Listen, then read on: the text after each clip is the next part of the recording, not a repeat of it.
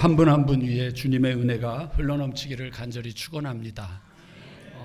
아까 인사하려고 그랬는데 못했는데 우리 전세계 형제 잠깐만 자리에서 일어나시고요.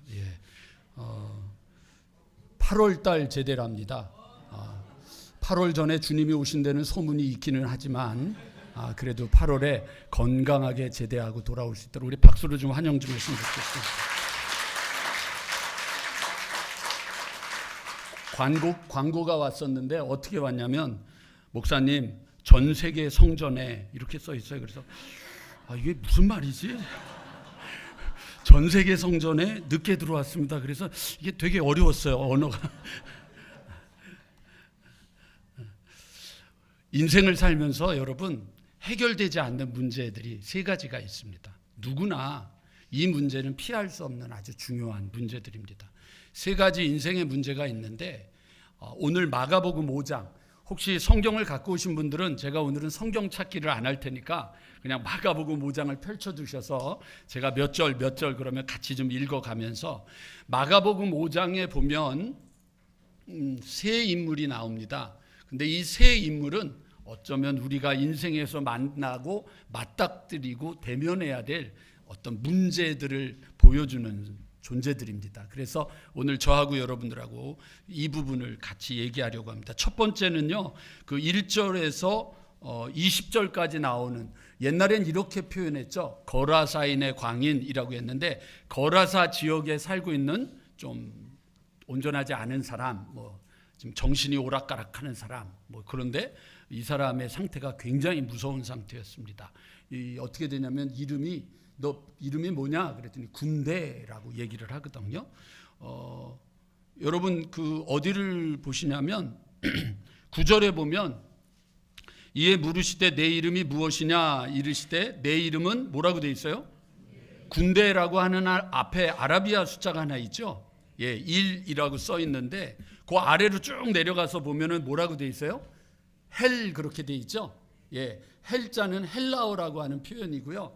헬라어로 군대를 레기온이라고 하는데 로마 군대의 여단 규모다라고 하면서 대략 6,000명가량이 된다라고 표현을 해요. 그러니까 귀신 들린 사람의 상태가 얼마나 심각한지를 보여주는 이야기이죠. 두 번째로는 여러분들 21절에서 24절 그리고 35절에서 43절에 나오는 회당장 야이로의 딸이라고 하는 사람의 사건이 두 번째 사건이 등장하고요.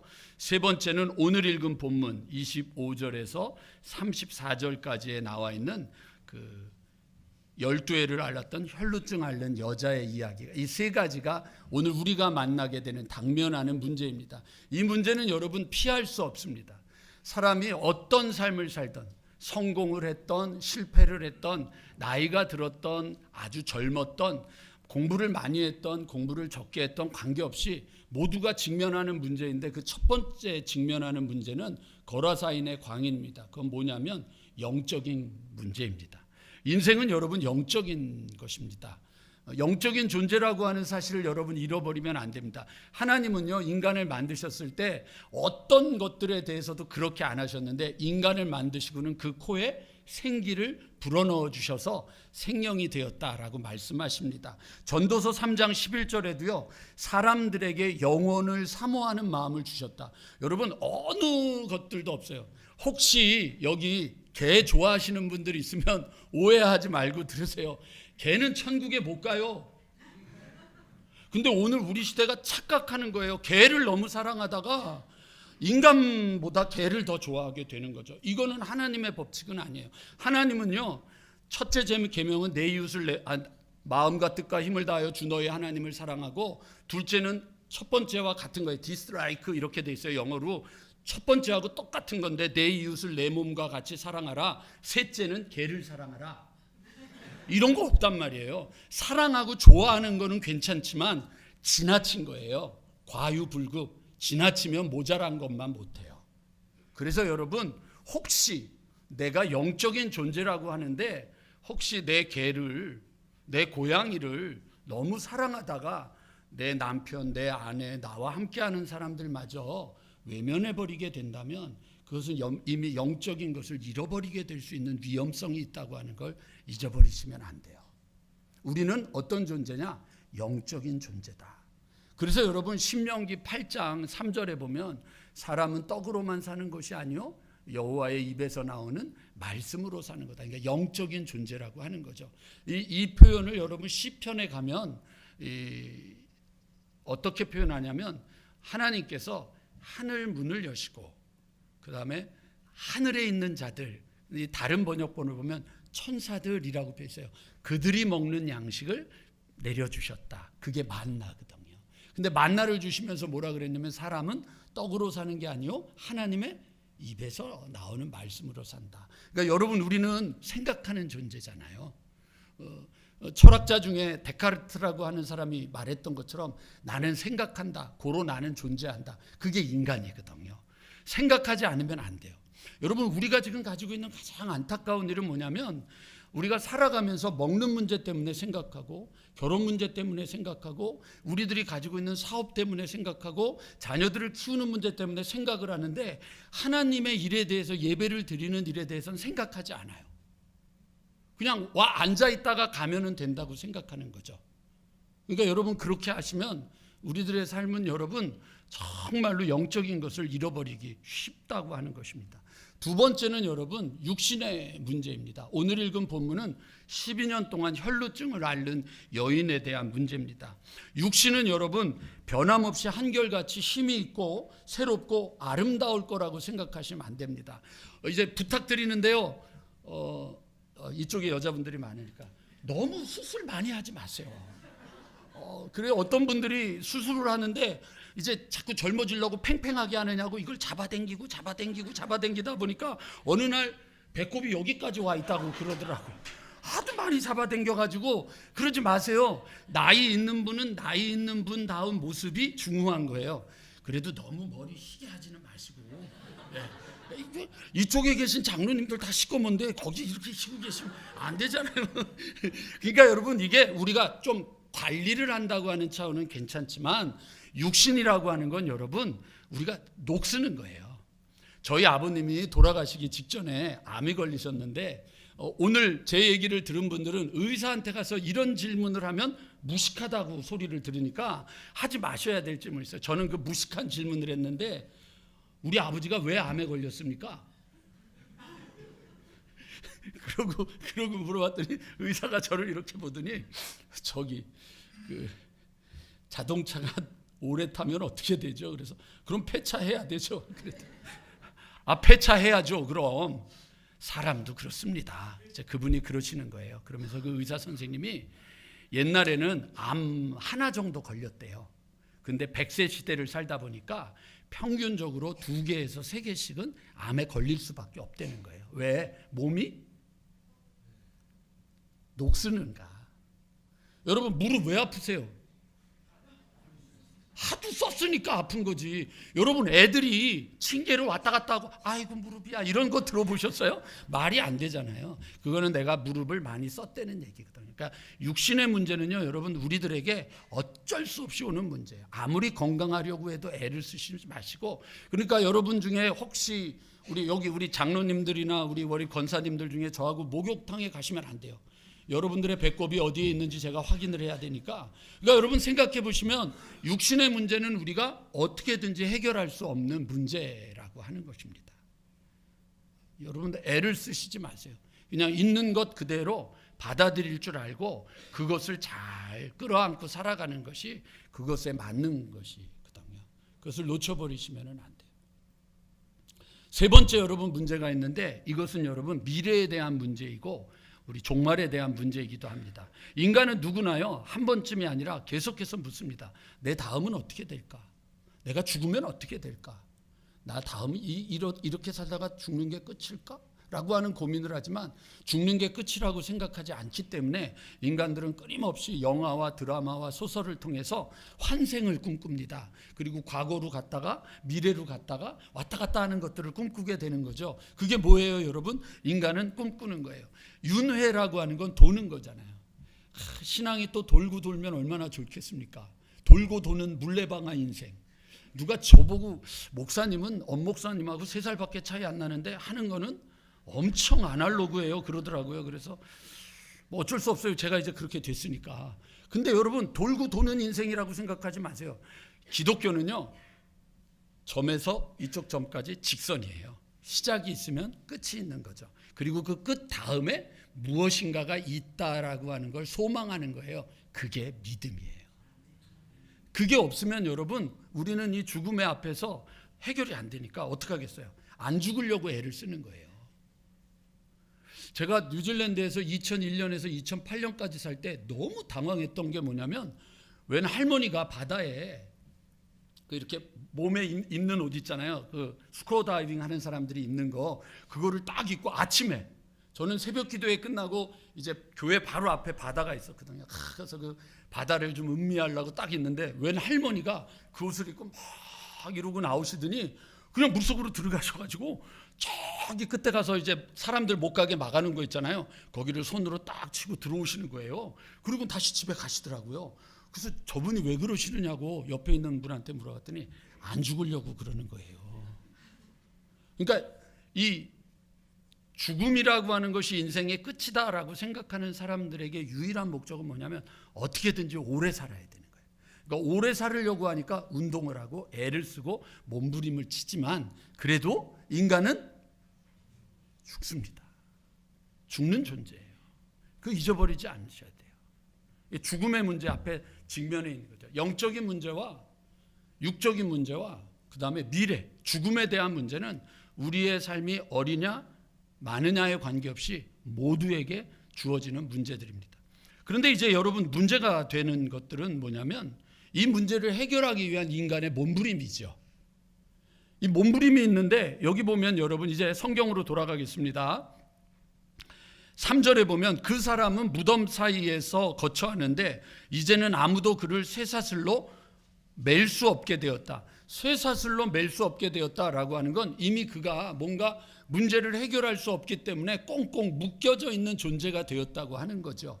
여러분, 귀신 들린 사람하고 한번 만나보시면 얼마나 센지 모릅니다. 전에도 한번 말씀드렸지만, 나이 많은 어르신 한번 제가 저하고 우리 전도사님하고 그 따님하고 우리 기도대장 안 되는 권사님하고 넷이 가가지고 달라들여서 그분 붙잡았다가 한 방 맞고 제가 쓰러졌는데 그 힘을 감당할 수가 없어요. 정말로 여러분, 이게 그냥 귀신 들렸다라고 하는 건 그냥 우스운 얘기가 아니에요. 이길 수가 없어요. 이길 수가 없어요. 그런데 여러분, 여기 쇠사슬로 묶었는데도 제어할 수가 없다. 더 심각한 거는 4절이죠. 이는 여러 번 고랑과 쇠사슬에 매였어도 쇠사슬을 끊고 고랑을 깨트렸음이니라. 그리하여 아무도 그를 제어할 힘이 없었다라고 하는 거죠.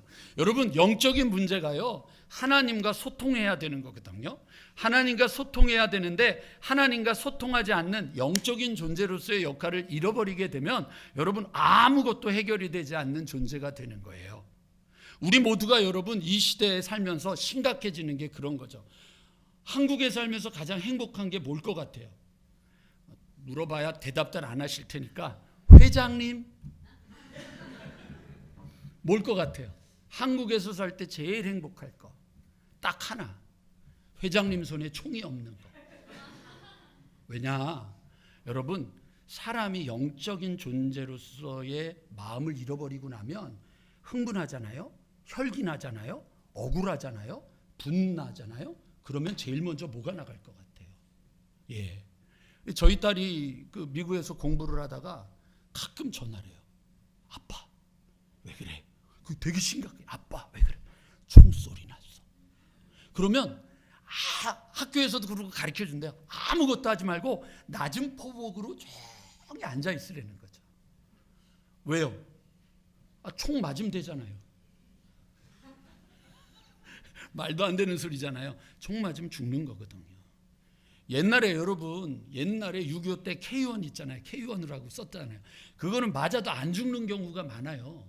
왜냐하면 이 총구가 회전수가 너무 적기 때문에 여기로 구멍이 뚫리면 여기로 구멍이 뚫려요, 나가면.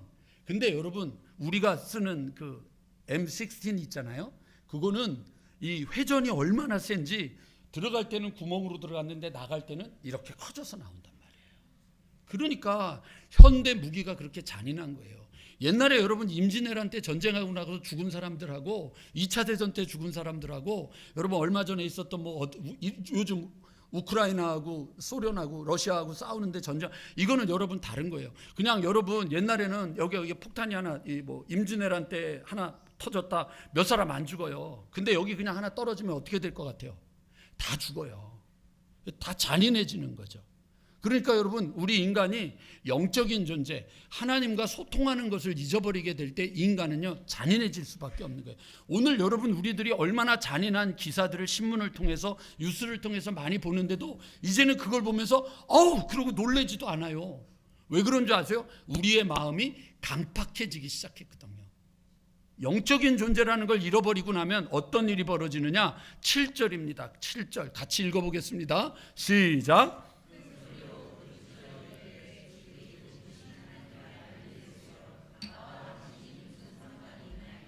원하건대 나를 괴롭히지 마옵소서. 여러분, 뭐라고 이야기를 하냐면, 하나님, 예수님, 나와 당신과 아무 관계가 없습니다. 그럼 여러분, 교회를 다니는 여러분들은 하나님과 관계가 있어요, 없어요? 그렇게 생각을 하고 살죠. 그런데 신앙은요, 여러분들이 뭔가를 요청하는 것을, 요구하는 걸 얻어내는 게 신앙은 아니거든요. 예를 들어 볼게요. 10명의 나병 환자들이 예수님을 찾아와서 우리 좀 고쳐달라고 그랬더니 예수님이 너 제사장에 가서 보여줘. 그러고 가는 사이에 고쳐졌어요. 근데 그 중에 한 사람이 예수님을 찾아왔어요.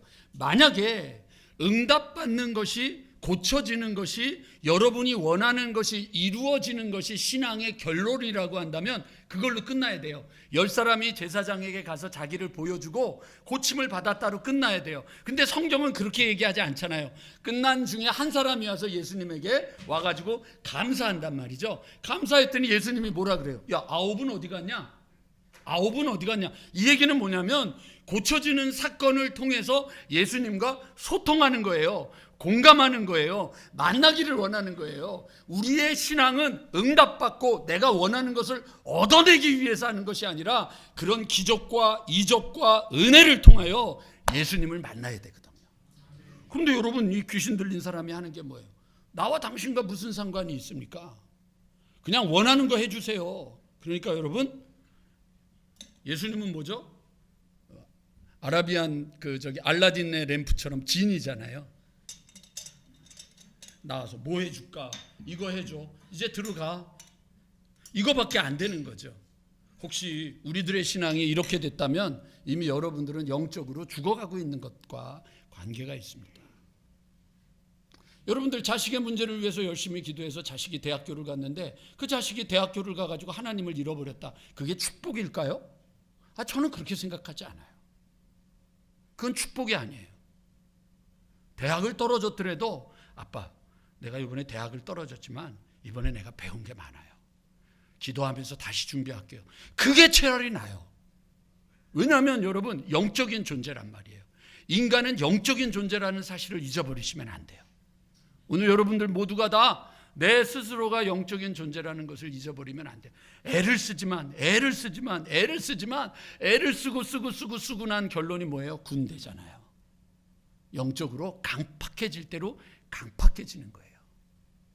그래서 여러분, 말씀 먹으세요. 제가 지난 금요일 날 기도회 때 말씀드렸지만 2번째까지 가지 않도록 좋은 말로 말씀드릴 때 들으셔야 돼요. 짝다리 짚고 제가 막 이렇게 협박하면서 얘기하면 안 돼요. 그 전에 말씀 먹으세요. 왜? 말씀을 먹는 것이 바로 영적인 존재가 되는 거예요. 왜냐하면 사람은 영의 양식을 먹어야 되는 존재이니까 잊어버리시면 안 됩니다. 2번째, 여기 보면 여러분, 육신의 문제를 가지고 있는 여자 이야기를 할게요. 이 여자가 여러분 12년 동안 혈루증을 앓았어요. 아프신 분들 많잖아요. 자, 여기 고개 좀 드시고 저를 보세요. 아프신 분들 몇 년씩 아플 때 어때요? 고통스럽죠? 아파 보셨어요? 그러세요?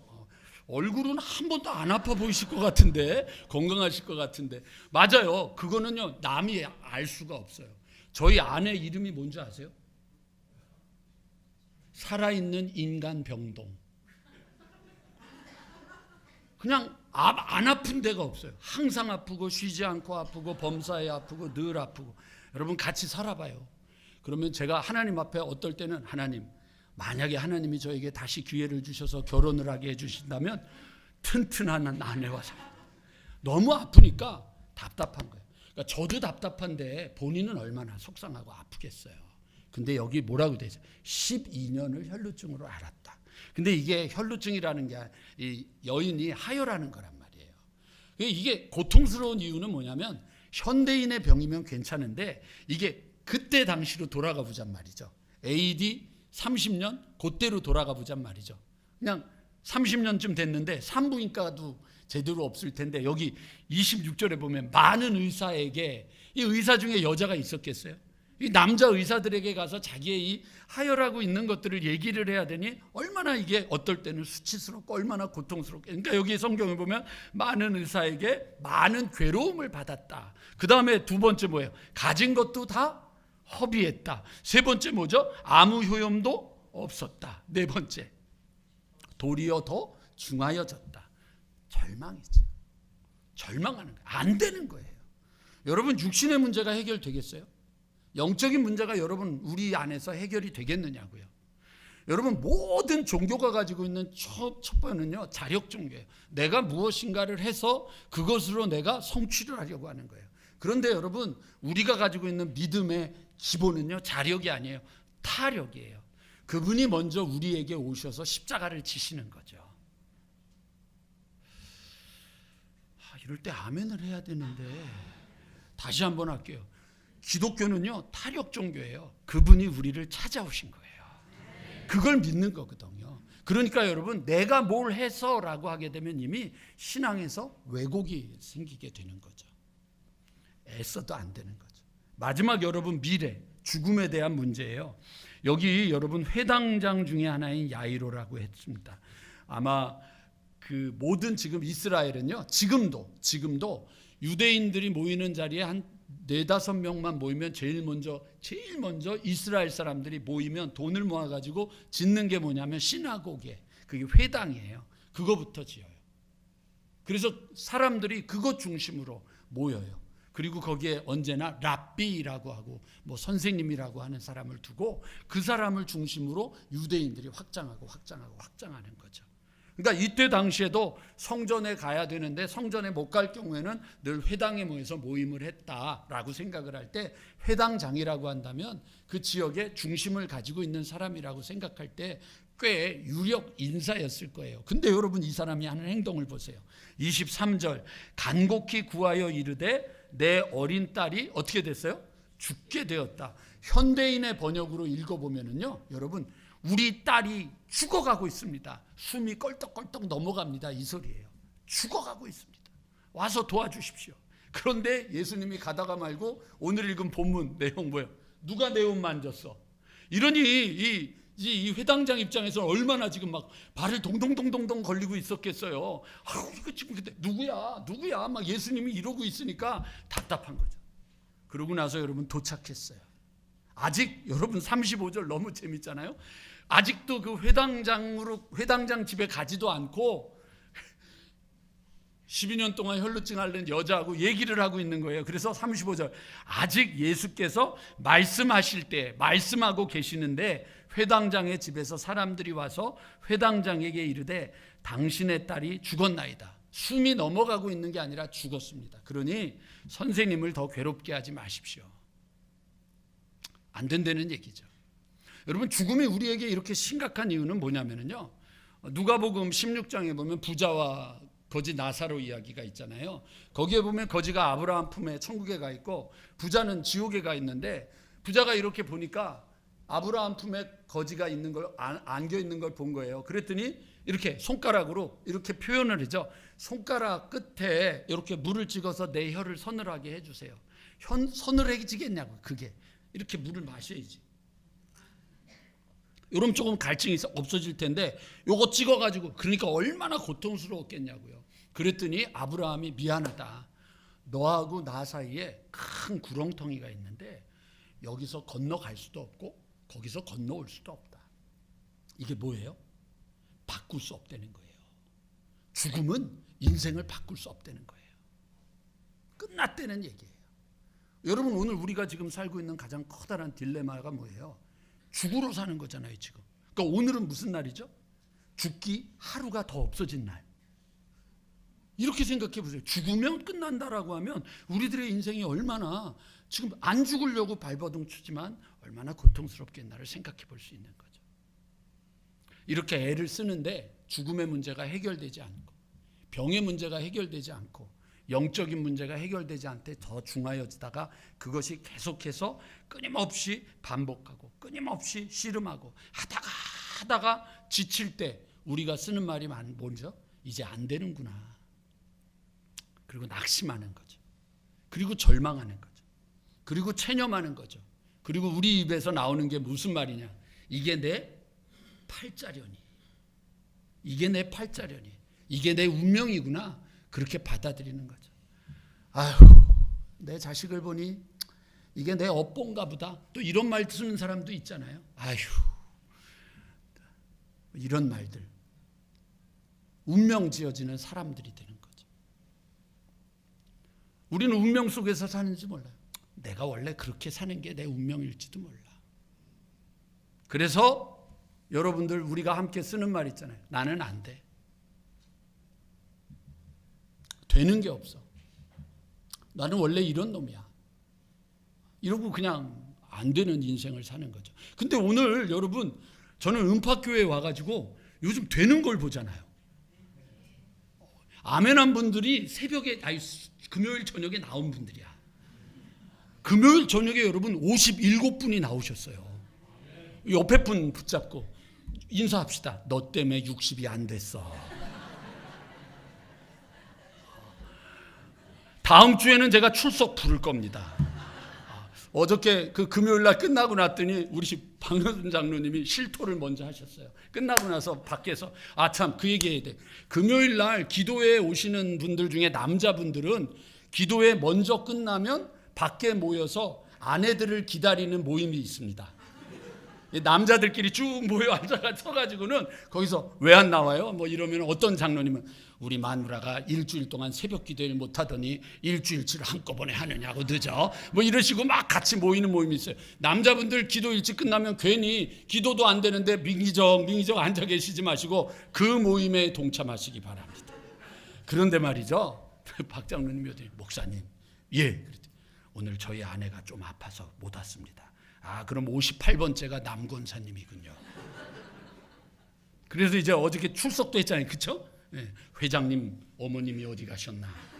그래서 59명 뭐 이렇게 해가지고 60명 다 채웠어요. 다음 주에. 그러니까 여러분, 이게 뭐냐면, 야, 이제 우리 안 돼. 우리 안 모여. 근데 되잖아요.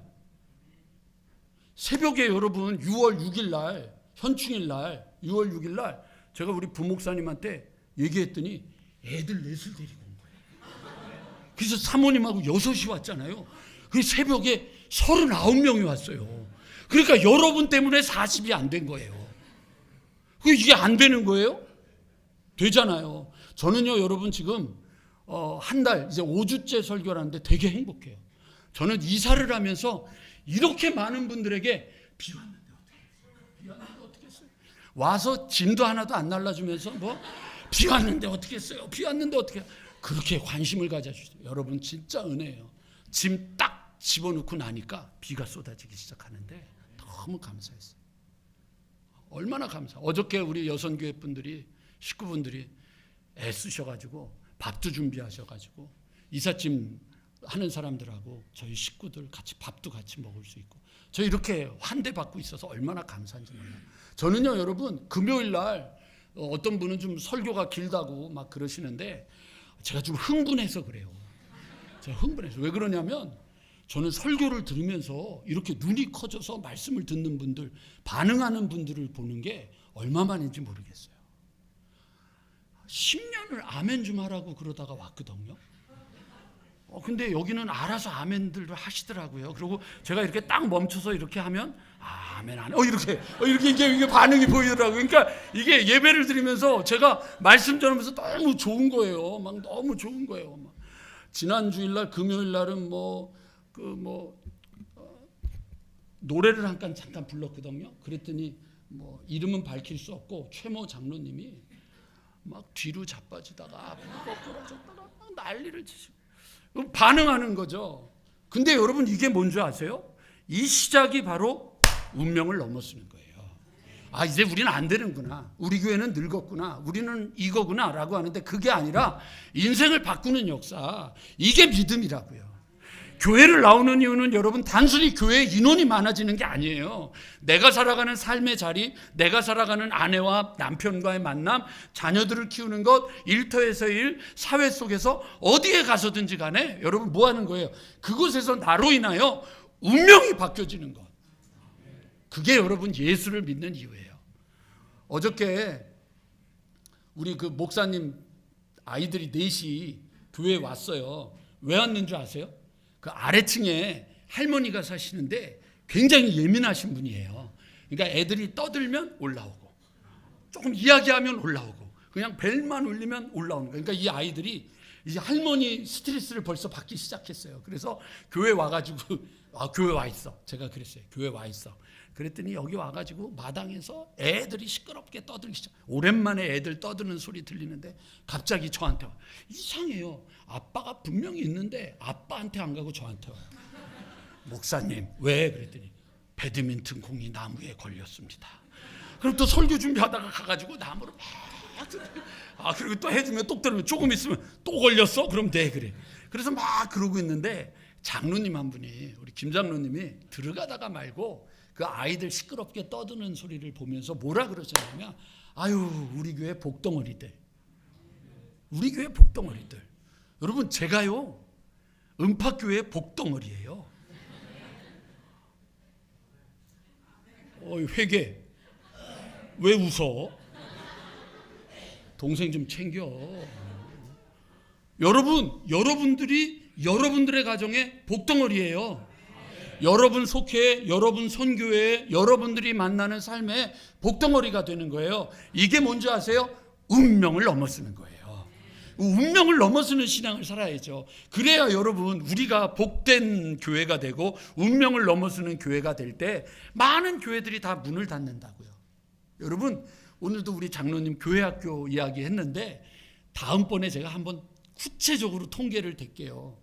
한국 교회에 정말로 70% 이상이 교회학교가 없어요. 그거 아세요? 100교회 중에서 70교회가 이미 교회학교가 없다고요. 이번에 우리 부목사님 오면서 유치부가 2명 부흥했잖아요. 이게 부흥하는 교회예요. 그러니까 부흥하셔야 돼요. 그러니까 부흥을 꿈꾸시면 이제 그만두신 분들은 아이를 하나씩 더 낳으셔야 되지 않을까. 여러분 그건데 그게 중요한 게 아니고요. 교회들이 다 안 된다는 걸 느껴요. 거기다가 여러분들 이번에 코로나 팬데믹이 갖다 준 가장 큰 충격이 뭐냐면 우리의 신앙이 얼마나 무기력했는지를 보여준 거예요. 우리의 신앙의 핵심은 뭐냐면 교회 다니는 거였어요. 그런데 교회를 못 오게 오고 나니까 무너져 버린 거예요. 왜? 내 스스로가 무엇인가 신앙생활을 해야 되는 방법을 몰랐어요. 우리는 뭐만 했어요? 교회만 다니면 된다고 생각한 거예요. 근데 교회를 나오지 말라 그러니까 어떻게 된 거예요? 6.25 때도 교회를 나갔는데 이 일을 어떡하냐. 그럼 6.25 때로 돌아가서 사세요. 아니에요. 그게 아니에요. 이제는 그 시대보다 더 무서운 시대가 된 거예요. 그래서 한 번은 영상으로 설교를 하다가 제가 설교 이 마이크 잡고 오늘은 세수하시고 예배는 드리십니까? 제가 그랬어요. 그랬더니 전화가 예배 끝나고 전화가 왔어요. 목사님 회개합니다. 오늘은 눈곱도 안 끼고 오세요. 이게 여러분 벌써 팬데믹이 갖다 주니까 집에서 예배를 드리는 게 편해진 거예요. 그러니까 여러분 스마트폰으로 소파에서 이러고 앉아서 보다가 이러고 하다가 막 촉촉해서 보니까 침 흘리고 있는 거예요. 그러고 사는 거예요. 그러니까 여러분들한테 제가 암송구절 시편 23편 텔레비전은 나의 목자시니 내게 부족함이 없으리로다. 그가 나를 소파에 앉게 하시며 내 손에 리모컨을 들게 하시는도다. 재미없으면 누르게 하시고. 우리가 이렇게 돼버린 시대를 살아버리는 거예요. 그러니까 여러분 우리들 스스로뿐만 아니라 한국교회 모두가 다 이게 내 운명이고 이게 내 팔자라고 생각하는 거죠. 조금 조심스러운 얘기 하나 드릴게요. 강원도에서 이거는 그 목사님의 해석이에요. 그런데 저는 그게 되게 재밌다고 생각했어요. 목사님이 목사들을 만나서 교육을 하다가 재밌는 걸 하나 했는데, 여러분 그 각 도마다 그 국립대가 있잖아요. 그리고 그 도마다 지침이 있는데 그 도에 있는 대학교 학생들을 취업 대상으로 받아들여야 되는 조건이 있잖아요. 그런데 이제 강원도에서 어떤 일이 벌어졌냐면, 그러니까 강원도의 대학교에서 의대로 들어오는 친구들을 뽑는데 그 친구들 점수가 좀 안 되니까 강원도생 중에 의대를 들어오기 원하는 애들에게는 점수를 조금 하향을 했어요. 근데 또 들어올 애들이 없는 거예요. 그래가지고 애들이 왜 그러냐 그랬더니 애들이 꿈이 없는 거예요. 그거 뭐 하느냐고. 그래서 그 애들이 왜 이렇게 꿈이 없냐 그랬더니 그 아버지 어머니가 그냥 절 보지 마시고 대답을 해주세요. 아버지 어머니가 꿈이 없는 거예요. 근데 이 목사님이 목회자들을 만나서 목회자들을 가리키다가 해석이 이거예요. 근데 교인들이, 그 강원도민들이 꿈이 없는 이유가 뭐냐? 목사들이 꿈이 없기 때문이다. 목사들이 꿈이 없으니까 메시지가 꿈이 없고, 메시지를 듣는 교인들이 꿈이 없고, 그 꿈이 없는 메시지를 듣고 살아가는 엄마 아빠의 자녀들이 꿈이 없는 거다. 이거는 사실은 아니라 그분의 해석인데, 저는 이게 음파에도 맞을 수 있다고 생각하는 거예요. 목사가 꿈이 없고 목사가 이미 우리는 안 된다고 운명을 지어버렸다면 그 설교는 여러분들에게도 그대로 영향을 줄 것이고, 그러면 여러분들의 자녀도 그대로 될 거라는 거죠. 동대문에 제가 목회를 할 때 동대문 구청장을 한번 만난 적이 있습니다. 꽤 유명해서 그런 건 아니고 오라 그래서 얼떨결에 가 앉아 있었는데, 구청장이 그런 얘기를 하더라고요. 저희 구를 바꿀 수 있는 유일한 방법은 중고등학교를 업그레이드 해야 됩니다. 왜 그러느냐? 이제 누군가가 질문을 했더니 엄마 아빠들이 초등학교를 데리고 다니다가 중학교 갈 때쯤 되면 다 이사 간대요. 어디로요? 학군 좋은 데로 이사가 안 되는 거예요. 그래서 초등학교는 애들이 많은데 중고등학교 애들은 없대요. 그렇게 되는 거예요. 우리도 그럴 수 있잖아요. 영적인 출애굽이 시작될 수 있잖아요. 이렇게 생각해 보실 때 여러분, 우리가 정신 바짝 차리고 깨어 있어야 되는 거예요. 그래서 오늘 여러분, 운명을 넘기려면 어떻게 해야 되나? 3가지 말씀드리겠습니다.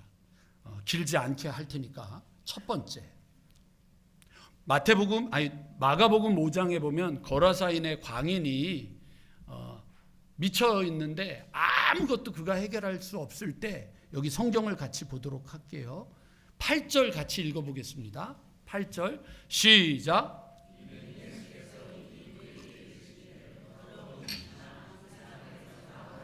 그러니까 여러분, 이거는요 우리가 아니라요 주님이 말씀하시는 거예요. 저는 복음에 예수 그리스도를 믿는 사람은 이 4가지를 꼭 기억해야 되는 게 있어요. 이거는 여러분 놓쳐버리지 마셔야 되는데, 첫 번째 요한복음에 보면 말씀이 육신이 되어 우리 가운데 오셨다 그랬거든요. 첫 번째는 뭐냐면 하나님이 우리를 찾아오셨다고 하는 거예요.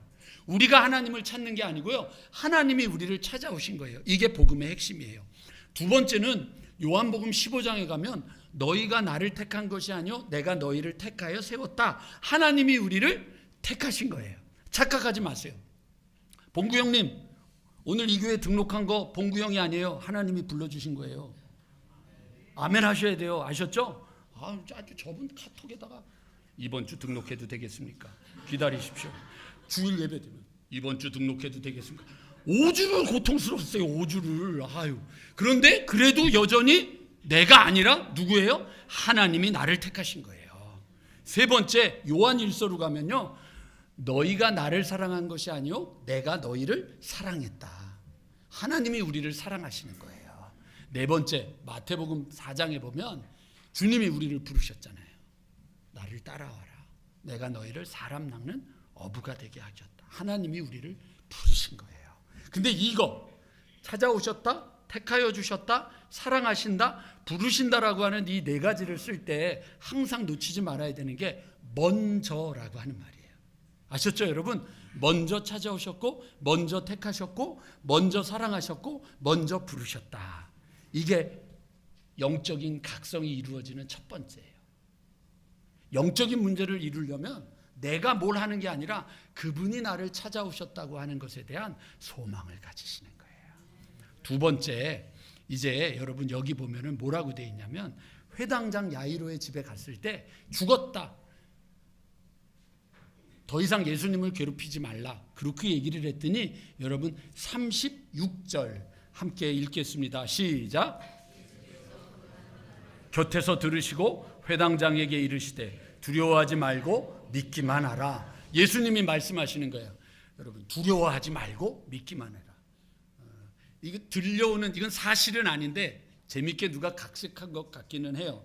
그런데 루마니아에서 목회를 하던 그 공산화됐던 1950년 이후에 리차드 범블란트라고 하는 목사님이 있었는데 루마니아가 공산 국가가 되면서 복음을 전할 수 없는데 몰래 복음을 전하다가 감옥에 갇히는 거예요. 경찰들이 끌어다가. 그래서 두들겨 맞고 하지마. 그리고 풀어주면 또 가서 전하고 하지마. 그래도 또 두들겨 맞고 계속 전하니까 이 비밀 경찰에서 얘는 그냥 내버려 두면 안 되겠다. 그래가지고 죽이기로 했어요. 죽이기로 하고 나니까 그때까지 담대했던 이 목사님이 너무 화가 나는 거예요. 내가 죄를 짓고 죽는 것도 아니고 복음을 전하다가 죽는다고 하니까 얼마나 화가 나겠어요. 그러니까 이제 하나님 앞에 하소연하는 거예요. 하나님, 내가 복음을 전하다가 죽는다는 게 말이 됩니까? 너무 억울합니다. 그러고 하나님 앞에 기도를 하는데 어느 날 꿈에 하나님이 너 죽기 전에 성경 처음부터 끝까지 읽어봐라. 읽으면서 두려워 말라에다가 동그라미를 치며 몇 번이나 나오나 한번 확인해라. 그래서 처음부터 끝까지 읽었더니 366번이 나오더래요. 그래서 주님 앞에 주님 366번 나옵니다. 그래, 1년 내내 두려워하지 마라. 그런데 왜 365지 왜 366입니까? 4년에 한 번씩 윤달도 오는데 그날도 두려워하지 마라. 두려워하지 말란 말이에요. 근데 두려워하지 말라고 하면서 주셨던 말씀이 뭐냐면 믿어라. 하나님이 나를 찾아오시고 하나님이 나를 택하시고 하나님이 나를 사랑하시고 하나님이 나를 부르신다. 이 정도 하면 좀 아멘을 해야 끝나는데 정말 갑자기 교회를 떠나고 싶어지는 마음이 생기네요. 그런데 여러분 그렇게 할 때 하나님이 그렇게 우리에게 다가오실 때 우리가 뭘 해야 되면 아멘 그러고 믿어야 되는 거란 말이에요. 여러분 아멘은요 장단 맞추는 게 아니에요. 여러분 우리 국거리 장단할 때 그럼 얼쑤 이거 있죠. 아멘이 그거 아니에요. 그거 하자고 여러분 하는 거 아니라고요. 아멘은요 믿습니다. 동의합니다. 내 안에서 그 일이 이루어질 줄로 나는 아멘합니다. 이게 동의하는 거예요. 그래서 여러분 말씀을 듣는 거 그냥 입 다물고 듣지 마시라고요. 그러지 마시라고. 그렇게 되는 거예요. 뭔 얘기하다가 여기까지 지금. 그러니까 여러분 믿기만 하라고요. 믿음을 가지셔야 돼요. 교회 다니지 마세요. 믿음을 가지세요. 옛날에는 여러분 교회를 다니는 게 예수를 믿는 거였는데 요즘은 여러분 구별하잖아요. 교회를 다니는 사람과 예수를 믿는 사람. 아세요? 여러분은 어디예요? 어느 쪽에 가실래요? 그렇죠. 좋은 말로 얘기할 때 들으셔야 돼요. 괜히 한 대 맞고 두들겨 맞고 와서 이제 쫄딱 망하고 나서 전부 이런 거 하지 마시란 말이에요. 이런 거 아셨죠? 믿으셔야 돼요. 그런데 중요한 거는 뭐냐면 운명을 갈라놓는 것은 여기가 아니에요. 혈루증 앓는 여인이 운명을 갈라놓는 거예요. 운명은 언제 갈라지느냐? 생각해 보시라. 여러분 제가 기도해요. 하나님 내일 비 온다는데 저희 이사합니다. 박 목사 이사 올 때도 비가 왔는데 저희 때도 이사하면 목사들이 재수가 없나 보다 그렇지 않겠습니까? 하나님 비를 좀 조금만 좀 참아주시면 안 되겠습니까? 근데 하나님이 들어주셨어요. 하나님은 비는 해결해 주실 수 있어요. 근데 하나님이 그래 그러고 박수를 딱 쳤더니 이삿짐 트럭에 있던 게 차차차차차차 가서 딱 붙어. 그런 건 아니라는 거죠. 이삿짐은 누가 날라야 돼요? 저희가 해야 되죠. 믿음을 가진다고 하는 믿었습니다. 이게 믿음이 아니고요. 믿음을 가졌으면 어떻게 해야 돼요? 믿음으로 나아가야 되죠. 자, 마지막 말씀드릴게요. 여기 뭐라고 되어 있느냐면 괴로움 당했죠. 가진 거 다 허비했죠. 아무 효용도 없죠. 더 중하여졌던 차에 27절 화면 좀 한번 열어주실 수 있어요? 화면으로 한번 우리 크게 좀 봤으면 좋겠어요. 예수의 그렇죠. 이게 믿음이에요. 아, 하나님이 우리를 찾아오셨대. 그거 믿으면 된대. 여기까지가 소문을 들었어요. 그 다음에 뭐 했죠? 무리 가운데 끼어 와서 그의 옷에 손을 대니. 이거예요. 이거 손을 대는 거. 이거는 누가 할 수 있어요?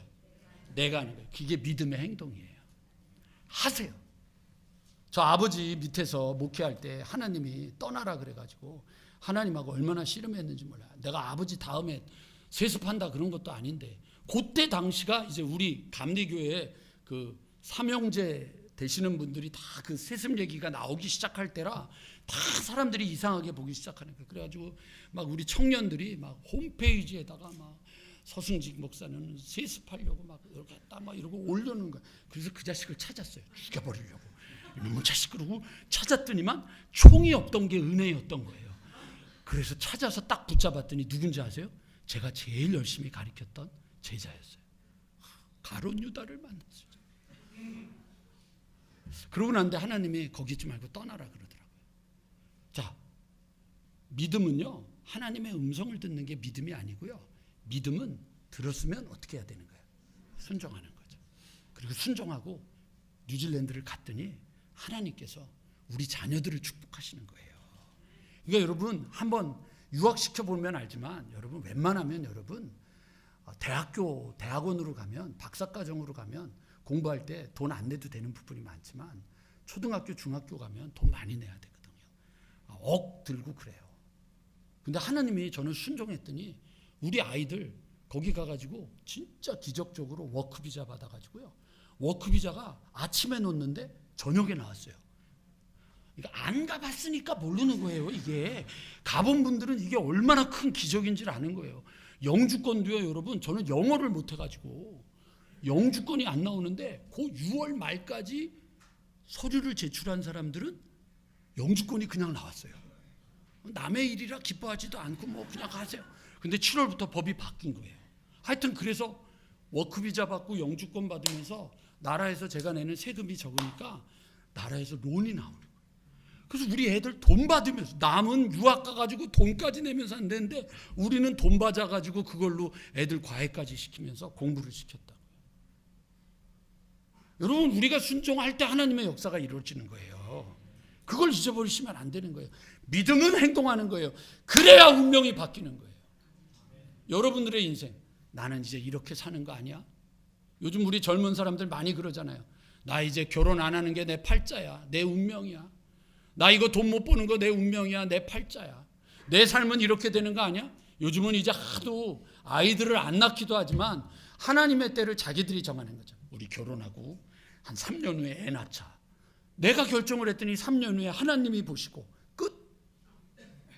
여러분, 요즘 아이들을 못 낳는 경우들이 얼마나 많이 생기는지 아세요? 왜 그걸 내가 결정해요? 하나님이 주시는 건데. 그러니까 여러분, 자꾸만 우리가 하나님이 되어가면서 우리의 인생이 어느 날, 그러고 나서 애를 쓰고. 제가 섬겼던 교회에서 애를 갖고 싶었는데 그렇게 애를 못 갖는 우리 부부가 있었어요. 남자는 교회도 안 나왔는데 여자가 울면서 맨날, 그 여자는 이제 저 머리 헤어카트 하던 친구인데 어디 살아? 그랬더니 뭐 어디 근처에 산다는데 제가 그 교회 담임이 된 거예요. 그러니까 뼈도 박도 못하고 도망도 못 가가지고 제가 이제 협박을 해서 교회를 끌고 나왔어요. 그 친구니까 이제 목사님 어떻게 해요? 기도하자고. 그래가지고 인공수정으로 애를 낳아서 쌍둥이를 낳은 거예요. 쌍둥이, 이게 기적이 아니에요. 놀라시면 안 되는 거예요. 이게 아니에요. 그러고는 인공수정으로 애를 낳고 났는데 몇 해 지난 다음에 얼굴을 끄적거리면서 남편하고 둘이 왔어요. 목사님, 자동 임신이 됐어요. 말이 안 되는데 그렇게 된 거예요. 그래서 이름이 하영이에요. 우리 딸하고 똑같아져서 하나님께 영광. 그러더니 그 남편이 교회를 나와요. 교회를 나오는 거예요.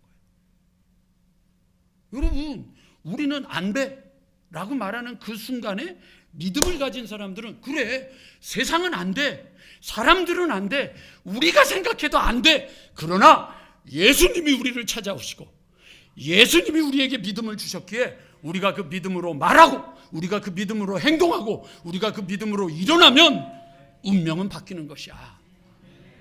그렇게 믿음을 가지고 담대하게 운명을 바꾸는 교회가 되기를 원하고 가정이 되기를 원하고 인생이 되기를 주님의 이름으로 간절히 축원합니다. 다음 주 금요일에 60명 이상이 나올 줄로 믿습니다. 옆에 분하고 인사합시다. 나는 너를 믿어. 오셔서 우리 같이 교회를 위해서 기도하면서 여러분 우리들의 삶에서 운명지어내는 그 인생에 대해서 여러분 지지 마시고 이겨냈으면 좋겠어요. 이겨냈으면 좋겠어요. 그래서 우리 교회가 시간이 갈수록 아까 말씀드리다가 말았는데 안 된다고 말하는 게 지금 교회의 운명이 되어가고 있거든요.